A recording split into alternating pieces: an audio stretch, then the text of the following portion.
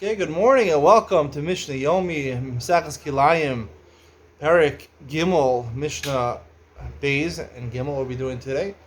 We're getting into uh, different halachos, the difference between a vegetable and a seed. If you wanted to know the difference in a vegetable and seed, we're here about to find out.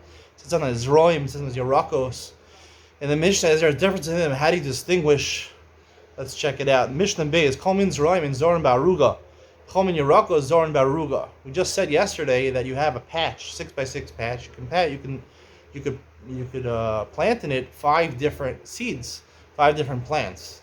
And if you have a border, you can plant in it either 13 or 18. That only comes to vegetables, but Zroim seeds you can't. Let's see what example. Archardal v'afunim hashufim min Zroim. Mustard seeds. Afunim are peas. Hashufim, the straight ones, are considered zroim, are considered seeds. Afun agmalin min yarak. Peas, which are gamlanim, the type of vegetable. What is there in a seed in a vegetable? A seed is something which you eat the seed, right? Where the thing that you consider the plant is that you consider like a wheat plant. You consume the seed. You break the seed.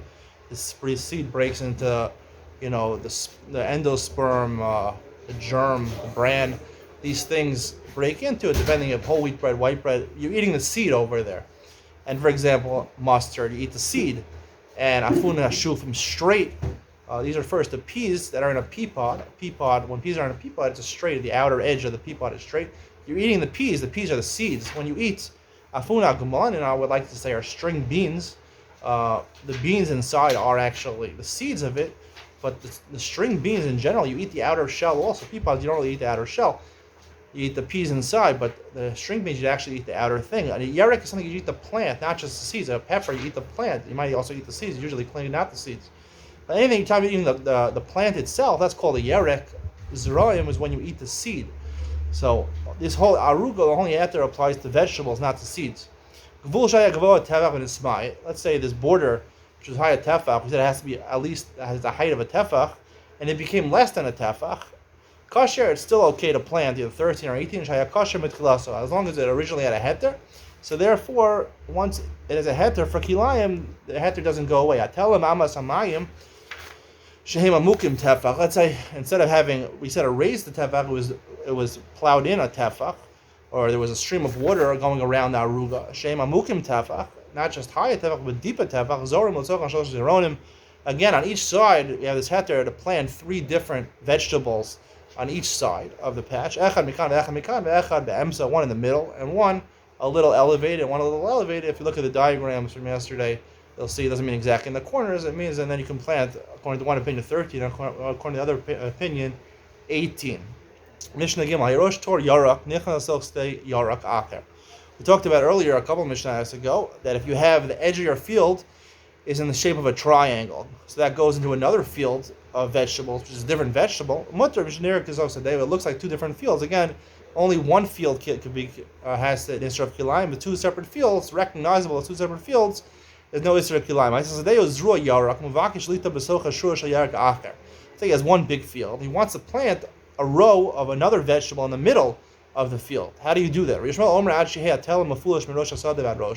You could do it. You just have to make a line. You have to make a pathway in that row of vegetables. You have to make an empty pathway going from one end of the field to the other end of the field that's recognizable as something else. He says that doesn't have to go from one edge of the field to the other edge of the field, this open space. As long as it's the length of 6 tfachim somewhere in the field, and also 6 tfachim wide, in between this middle patch of vegetables has to have a separation in the patch itself, 6 by 6. He says it has to be the length of 6 tefachim, this space, but only the width of a parsa of your foot. Foot is around 12 inches, so that would be, I guess, around 3 tefachim, not 6 tefachim. That's the Mishnah Yomi for today. See you tomorrow. Bye. Okay, I just want to make a quick correction in the shir I recorded earlier. The end of the Mishnah, Perek Gimel, Mishnah Gimel, says Rabbi Yehuda's Shita is Rochav K'lo Rochav HaParsa. I said Rochav HaParsa, the width of a person's foot is really, I said the length of a person's foot. which is about 3 tefachim. But really, the correct explanation, according to almost all Mefarshim that I've seen, is that it's a tefach, which is the width of a foot, which would be an average person's foot, would be the width of a tefach. But because I did say this, someone talked to me in the base medrash who overheard this. He asked me where I got 3 tefachim from. I thought I said rochav tefa, rochav parsa, could maybe mean the length of the foot.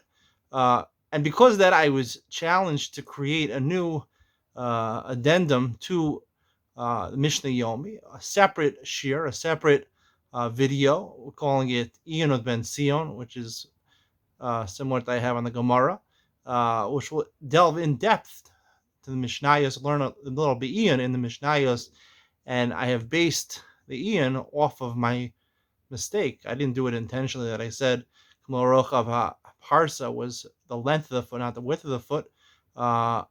Hear me out in Iyun Ben Sion and tell me what you think. Bye.